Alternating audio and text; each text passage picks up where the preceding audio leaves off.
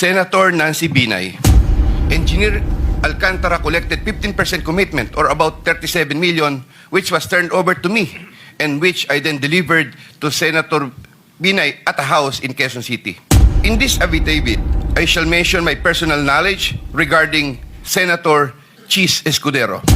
I delivered 20% of approximately 800 million or about 160 million to Maynard Ngu, which was meant for Senator Escudero. Senator Ramon Bong Revilla, Engineer Alcantara collected the 25% commitment or about 125 million, which was turned over to me and then delivered to Senator Revilla in his house in Cavite. Congressman Saldico.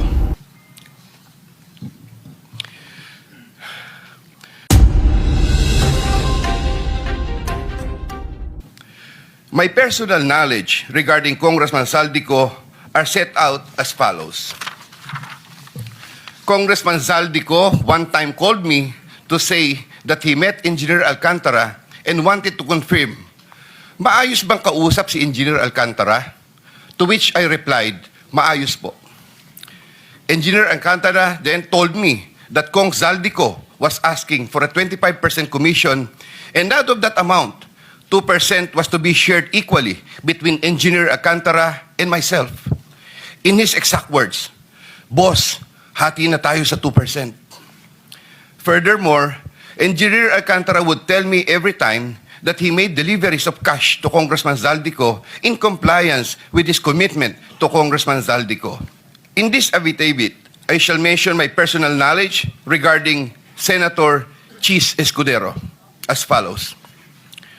Maynard Ngu and I are close friends and we go years back. He is also a close friend and campaign contributor of Senator Chis Escudero.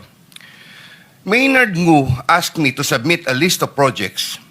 I personally submitted a list of projects to Maynard Ngu, and some of the items therein pertaining to Valenzuela and Marinduque projects were subsequently included in the General Appropriations Act.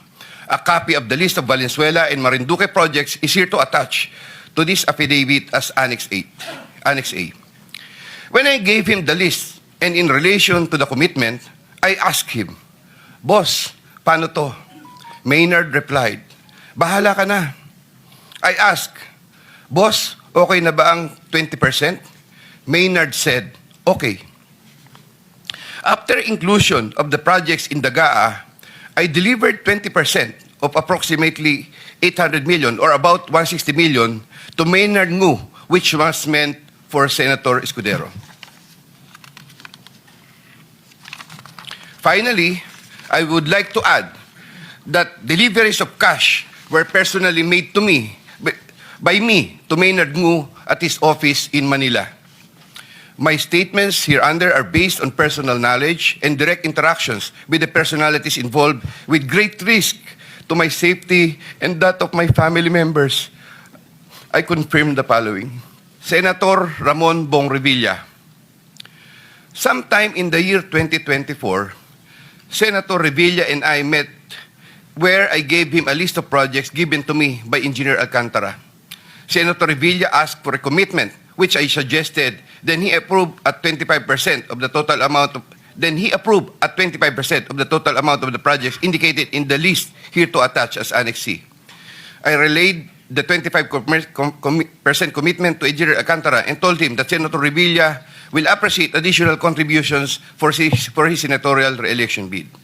Engineer Alcantara collected the 25% commitment or about 125 million, which was turned over to me and then delivered to Senator Revilla in his house in Cavite.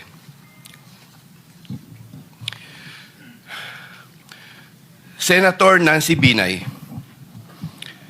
Sometime in the year 2024, Carlin Villa, a staff of trusted confidant of Senator Binay, called me and asked for a commitment which was set at 15% of the total amount of the projects indicated in the list here to attach as Annex D.